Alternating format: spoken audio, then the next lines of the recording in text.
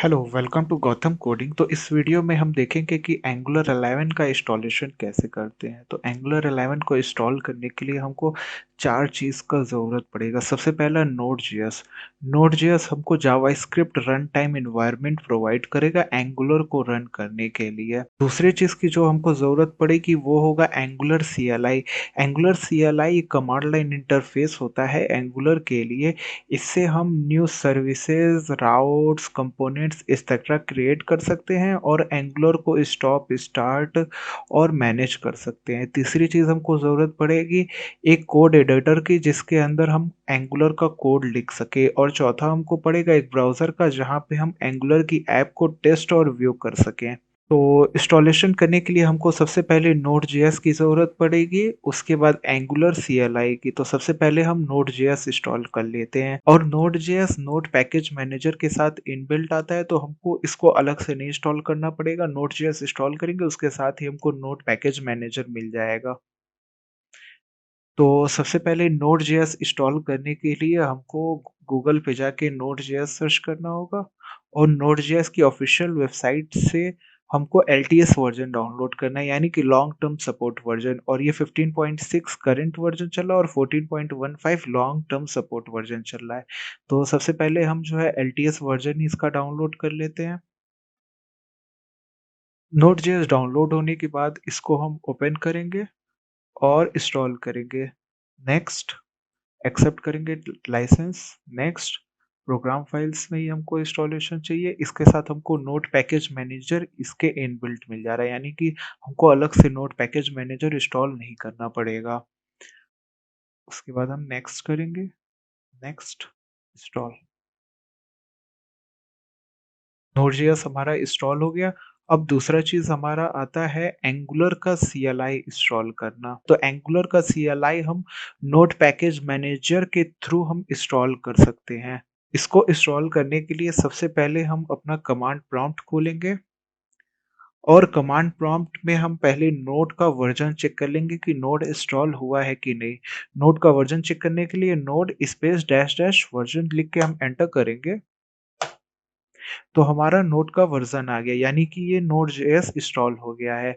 अब हमको इंस्टॉल करना है angular CLI। Angular CLI install करने के लिए हम सबसे पहले नोड पैकेज मैनेजर को कॉल करेंगे और बोलेंगे कि इंस्टॉल करें एंगुलर का CLI।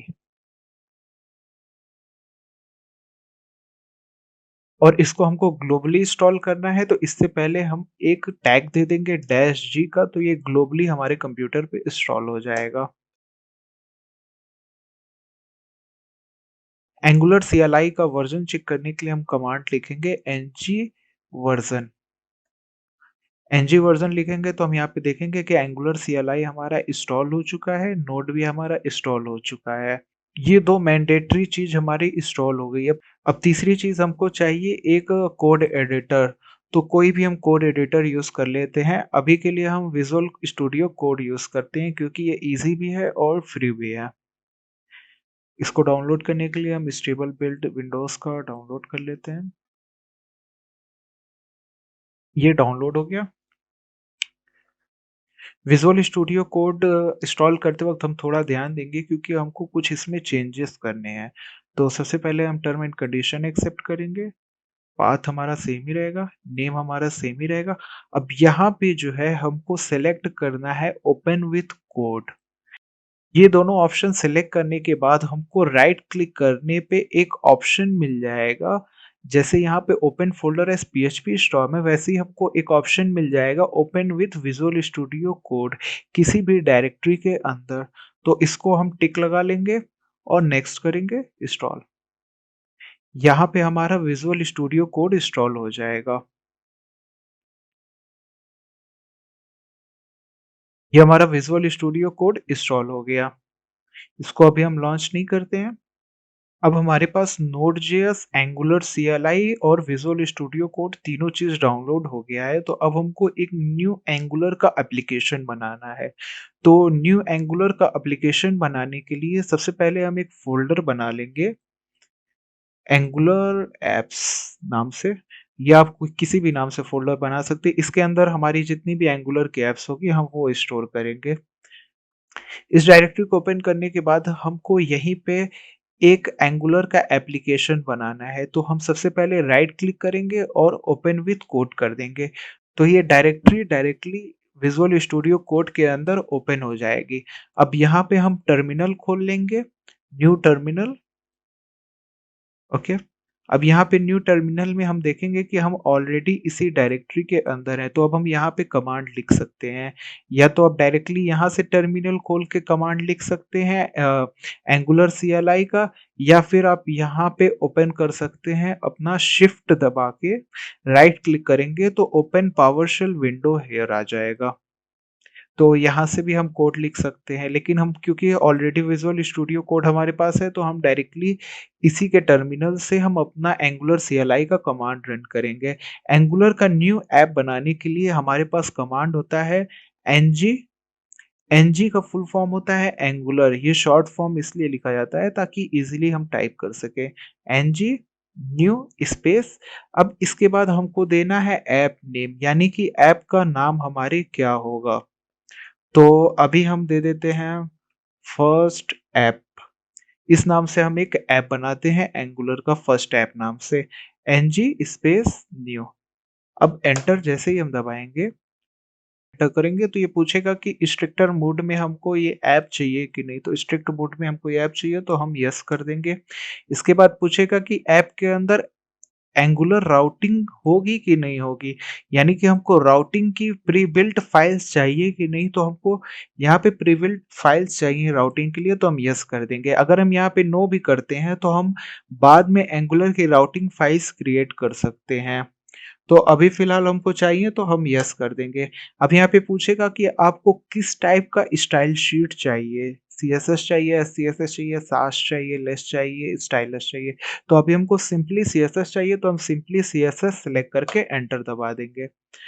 अब ये सारी फाइल्स डाउनलोड करेगा आपके डायरेक्टरी के अंदर, और यहाँ पे आप देखेंगे तो आपका पहला डायरेक्टरी बन गया है फर्स्ट ऐप नाम से।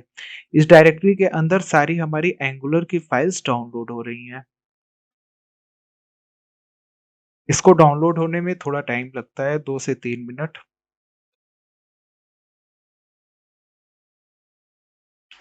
यहाँ पे हमारा एंगुलर इंस्टॉल हो गया, पैकेज इंस्टॉल सक्सेसफुली। तो अब सबसे पहले हम जो है इस एंगुलर ऐप के अंदर चले जाते हैं। अभी हम एंगुलर ऐप्स फ़ोल्डर के अंदर हैं, लेकिन हमको जाना है फर्स्ट ऐप के अंदर, तो हम टाइप करेंगे cd फर्स्ट ऐप। अब इस ऐप के अंदर हम आ गए हैं। अब हमको इस ऐप को रन करना है, तो रन करने के लिए हमारे पास सिंपली कमांड होता है ng स्पेस सर्व। जैसे ही हम ये कमांड लिखेंगे तो हमको एक यूआरएल मिल जाएगा उसके पोर्ट नंबर के साथ, जहां से हम इस ऐप को एक्सेस कर सकते हैं। तो सारी फाइल्स पहले ये कंपाइल करेगा, इसके बाद हमको यूआरएल जनरेट करके ये देगा। ये यहाँ पे कंपाइल हो गया। अब हम ऊपर जाएंगे तो यहाँ पे देखेंगे angular live development server is listening on on local host on port 4200। तो डायरेक्टली हम भी ओपन कर सकते हैं या हम कॉपी करके इसको यूआरएल में पेस्ट कर सकते हैं। यहाँ पे हमारा फर्स्ट ऐप इज रनिंग। यहाँ से हम चेक करेंगे, यहाँ पे टेक्स्ट चेंज हो रहा है, यानी कि ये हमारा ऐप रन कर रहा है। अब इसका अगर मान लीजिए हमको नाम चेंज करना है, फर्स्ट ऐप इज रनिंग, तो सबसे पहले हम जाएंगे सोर्स में, ऐप, ऐप कंपोनेंट, इसके अंदर हम नीचे आएंगे तो हमको यहाँ पे मिलेगा title, app is running, Gautam coding space. Testing के लिए करते हैं, यहाँ पे हमारा आ गया गौतम कोडिंग, यानी कि हमारा ऐप सक्सेसफुली रन कर रहा है। अब नेक्स्ट वीडियो में हम देखेंगे कि ये फाइल हायरार्की कैसी है और किस फाइल्स में कौन सी फाइल्स होती हैं, यानी कि फाइल स्ट्रक्चर इसका देखेंगे। और अगर हमको न्यू कंपोनेंट्स वगैरह क्रिएट करनी है तो वो कैसे क्रिएट होगा। यहाँ तक हमारा इंस्टॉलेशन हो गया है। अब हम आगे देखेंगे कि इस प्रोजेक्ट को गिटहब पे अपलोड कैसे करेंगे। तो जिसको गिटहब पे अपलोड नहीं करना है वो वीडियो यहाँ से बंद कर सकता है। जिसको गिटहब पे ये प्रोजेक्ट अपलोड करना है और टाइम टू टाइम उसको अपडेट करना है, तो वो यहाँ से देख सकता है वीडियो आगे। तो सबसे पहले हम न्यू कमांड खोल लेंगे और ये अभी एंगुलर ऐप्स में है, तो इसको सबसे पहले हम फर्स्ट ऐप के अंदर लेते जाएँगे। अब अगर हमको इस प्रोजेक्ट को गिटहब में पुश करना है, तो सबसे पहले हम क्या करेंगे कि फ़ोल्डर डायरेक्टरी में जाएँगे उस प्रोजेक्ट के और वहाँ पे हम हिडन फाइल्स को ओपन करेंगे, तो हमको दिखेगा कि ऑलरेडी एक गिटहब इनिशियलाइज़्ड है, तो इसको हम डिलीट कर देंगे। ओके, ये डिलीट हो गया। अब इसके बाद हम अपने प्रोजेक्ट में आएँगे और यहाँ पे हम इनिशियलाइज़ करेंगे गिट इनिट। एक न्यू हमारा गिटहब इनिशियलाइज़ हो गया। अब गिटहब इनिशियलाइज़ होने के बाद हम क्या करेंगे कि हम अपनी सारी फाइल्स इस गिट के अंदर ऐड करेंगे। तो गिट ऐड स्पेस फाइल का नाम, अब बहुत ढेर सारी फाइल्स है तो एक-एक फाइल का नाम देने में बहुत टाइम लग जाएगा। तो हम क्या करेंगे गिट ऐड डॉट यानी कि ऐड ऑल फाइल्स एक्सेप्ट जो गिटहब इग्नोर में है उनको हटा के जितनी भी फाइल्स हैं वो सारी ऐड कर दें। ये सारी फाइल्स ऐड हो गई। अब हमको इस अब चेंजेस को कमिट करना है, तो git commit space dash M space message यानी कि उसका मैसेज क्या होगा? इनिशियल कमिट कर देते हैं इसका मैसेज और एंटर करते हैं। यहाँ पे सारी फाइल्स जो हैं कमिट हो गई। अब इसको अगर हमको पुश करना है तो सबसे पहले हमको एक न्यू प्रोजेक्ट बनाना होगा। तो हम अपने गिटहब पे जाएँगे और यहाँ पे एक न्यू रेपो बनाएँगे।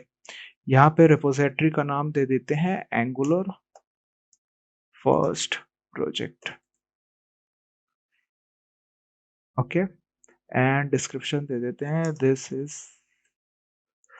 First Angular project for learning by Gautam coding.